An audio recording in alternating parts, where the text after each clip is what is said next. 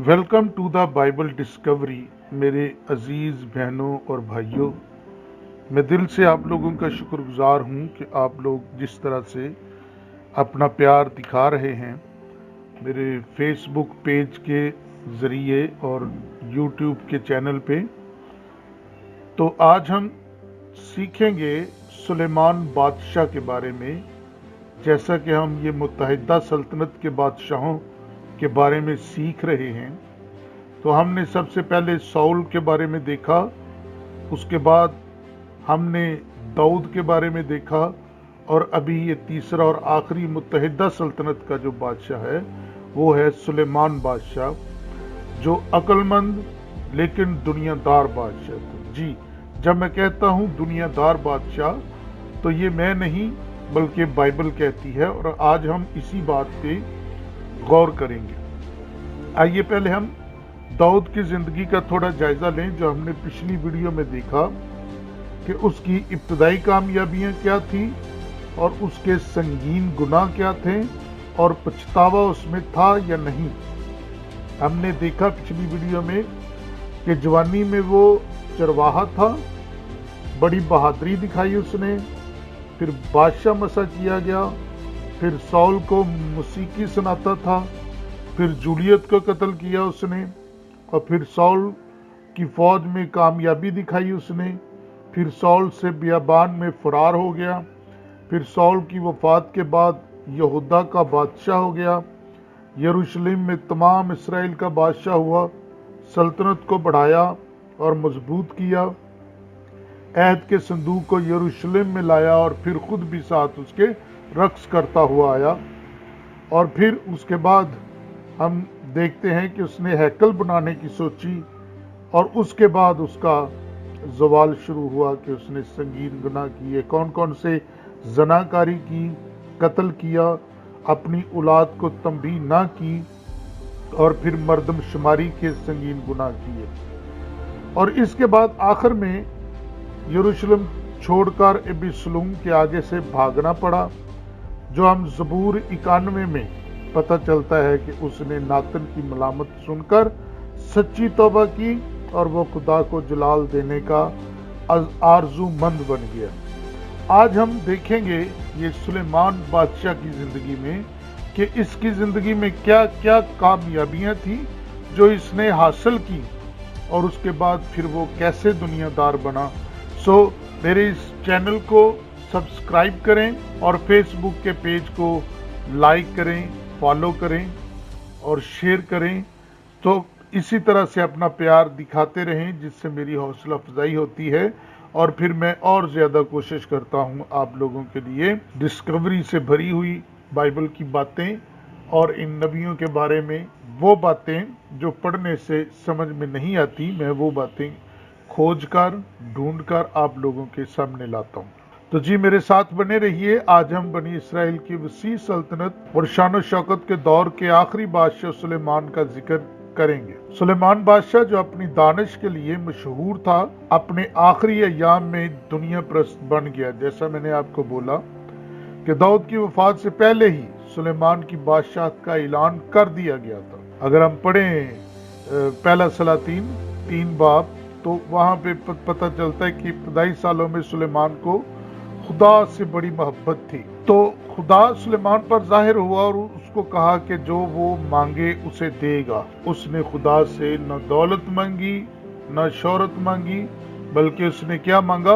हिकमत मांगी, ताकि वह नेकी और बदी में इम्तियाज कर सके और बनी इसराइल को अच्छी तरह रहनुमाई कर सके। खुदा ने उसकी दरख्वास्त कबूल कर ली और उसे बड़ी दौलत और शान शौकत बख्शने का वादा किया, लेकिन इसके लिए शर्त ये रखी कि वो अपने बाप दाऊद के नक्शे कदम पर चले और फर्मा बरदार रहे।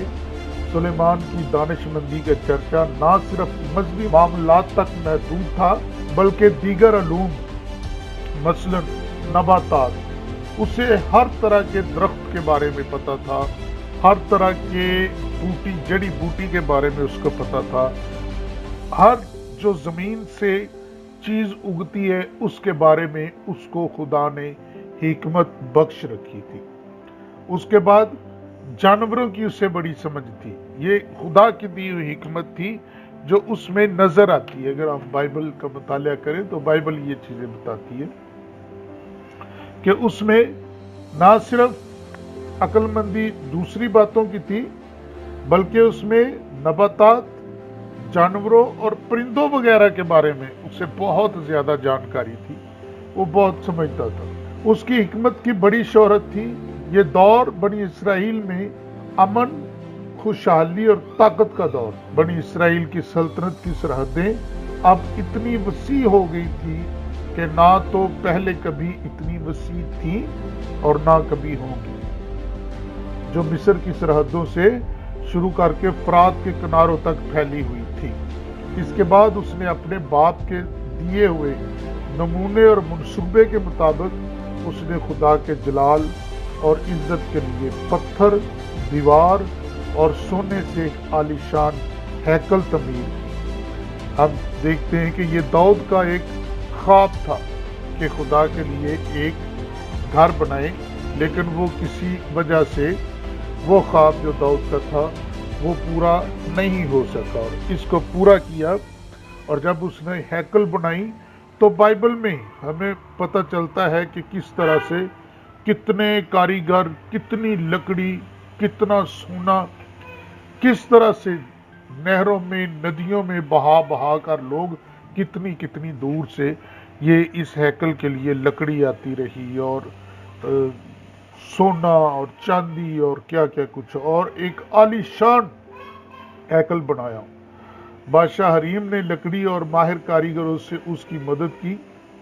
آخر سلیمان کی بادشاہت کے چوتھے برس واقعہ خروج کے یعنی 470 سال بعد ایک بڑا جشن منایا گیا اور ہیکل کی تقدیس کی گئی. پہلا سلاطین اگر ہم 8 باب پڑھیں تو وہاں پہ ہیکل کی تقدیس کے بارے میں ذکر ہے. خدا نے اس تقدیس کو قبول کیا اور جلال کے بادشاہ نے سلیمان کے ساتھ اپنے اس عہد کو دہرایا جو اس نے داؤد کے ساتھ باندھا تھا کہ اگر وہ وفادار رہے تو اس کے بعد اس کا بیٹا بھی تخت پر بیٹھے گا.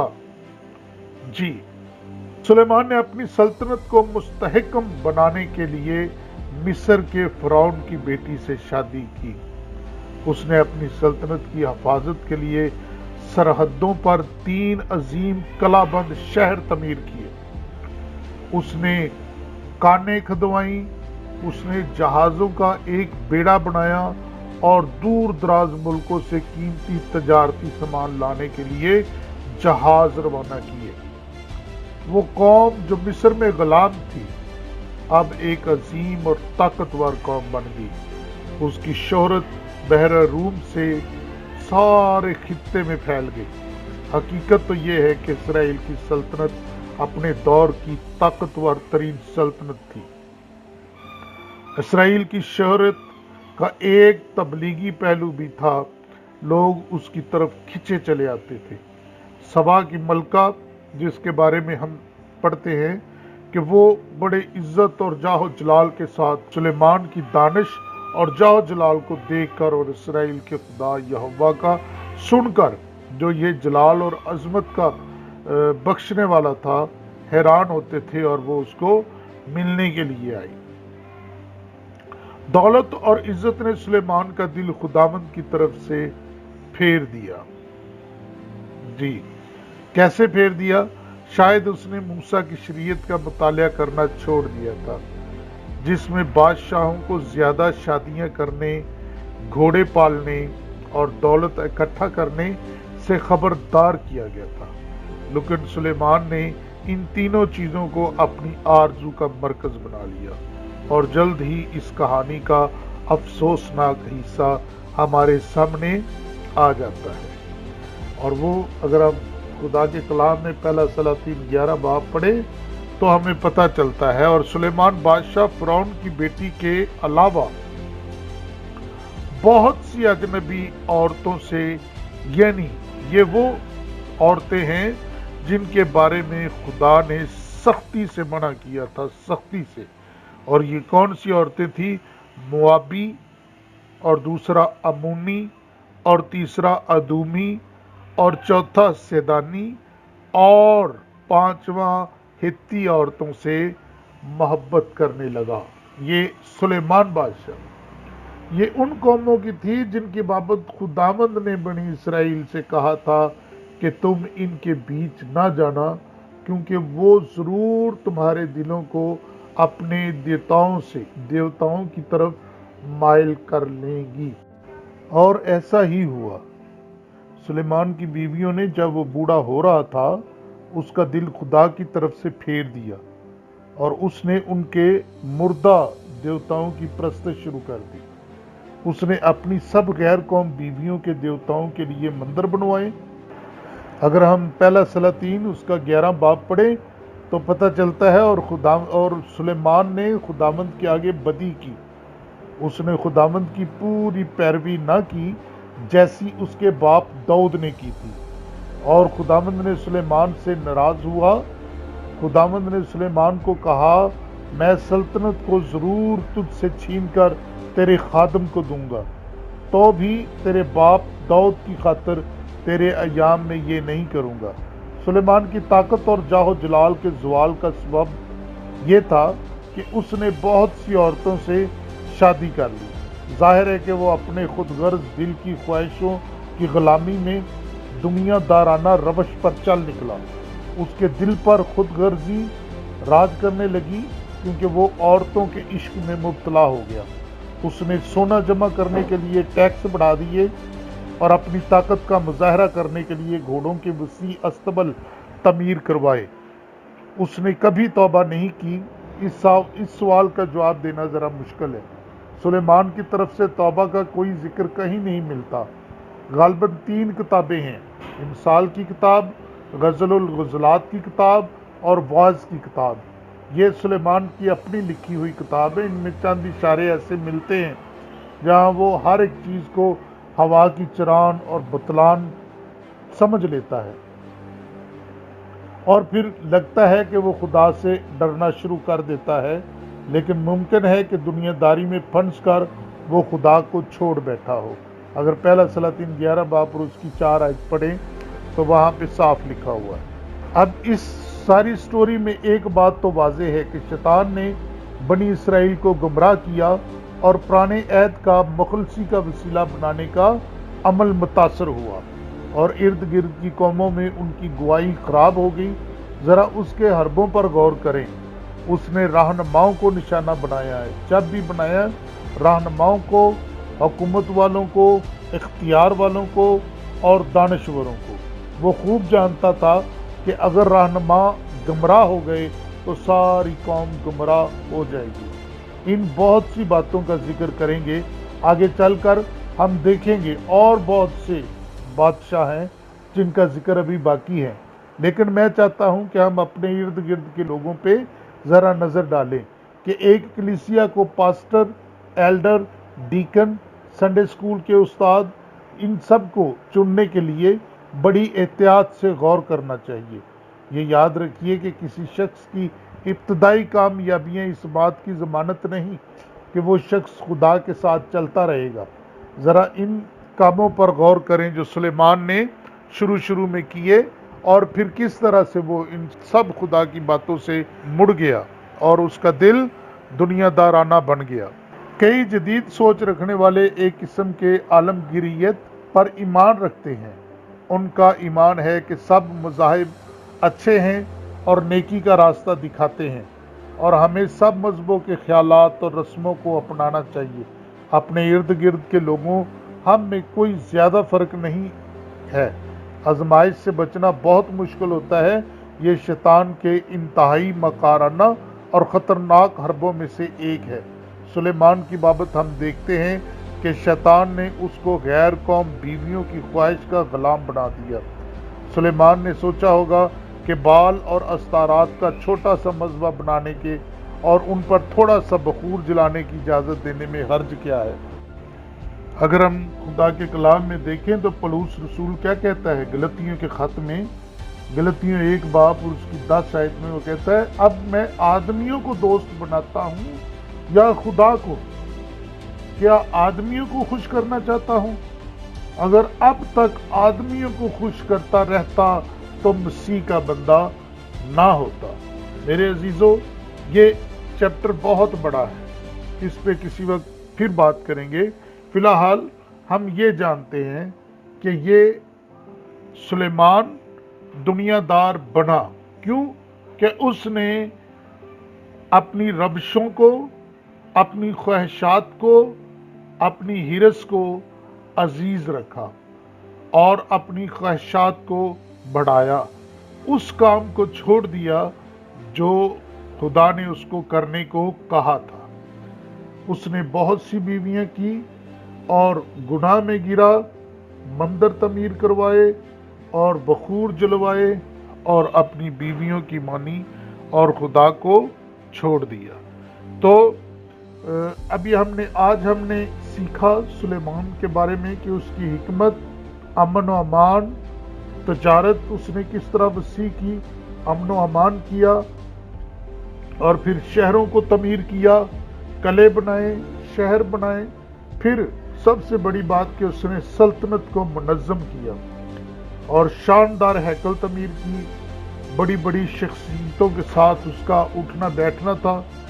बहुत दूर दूर से लोग उसकी चर्चा सुनकर, उसकी शोहरत सुनकर उससे मिलने के लिए आते थे। और दूसरा जो उसका हमने दौर देखा वो था अफसोसनाक गुनाहों वाला, और वो था कि गैर कौमों की औरतों से ब्याह करना और उनको अपने देवताओं के मंदिर तमीर करने की इजाज़त देना, फिर सोना जमा करना और फिर घोड़ों के अस्तबल बनाना और फिर आखिर खुद भी बुतों की परस्तिश शुरू कर देना। और तीसरा जो दौर है वो है कि सच्ची तौबा या पछतावा का कोई निशान नहीं मिलता, लेकिन वो रफ्ता रफ्ता दुनियादारी और बुत परस्ती में फंसता चला गया। हमारे 3 बादशाहों का ये दौर जो थे, ये मुत्तहिदा सल्तनत के बादशाह थे। मुत्तहिदा सल्तनत का मतलब है कि ये इसराइल के पहले 3 बादशाहों में 3 बादशाहों तक एक ही सल्तनत थी, जिसको मुत्तहिदा सल्तनत कहा जाता है। इसके बाद अब सल्तनत इसके बेटे के पास जाती है सुलेमान के बाद, और ये सल्तनत 2 हिस्सों में तकसीम हो जाती है और एक शमाली सल्तनत बन जाती है और दूसरी जनूबी सल्तनत बन जाती है। शमाली सल्तनत में 10 कबीले हैं और जनूबी सल्तनत में 2 कबीले हैं। बाइबल को समझने के लिए इस चीज को समझना बेहद जरूरी है, क्योंकि आगे जब हम जाते हैं तवारीख की किताब में और दूसरी बड़ी किताबों में, तो वहां पे खुदा जब मुखातब करता है शमाली सल्तनत, तो खुदा कह रहा है कि इसराइल के 10 कबीले, और जब वो मुखातब करता है जनूबी सल्तनत, तो वो मुखातब कर रहा है इसराइल के 2 कबीलों को। तो शमाली सल्तनत और जनूबी सल्तनत, तो शमाली सल्तनत के 10 कबीले और जनूबी सल्तनत में 2 कबीले। ये जनूबी सल्तनत में से मसीह खुदावंद पैदा हुए, जिनका जिक्र हम आगे चलकर देखेंगे। सो आज के लिए इतना ही। इस चैनल को लाइक करें, सब्सक्राइब करें और शेयर करें, कमेंट करें और बेल के आइकन को ज़रूर प्रेस करें। अपना बहुत सारा ख्याल रखिए और दीजिए अपने भाई को इजाज़त। मिलते हैं अगली वीडियो में, तब तक के लिए खुदा हाफिज़।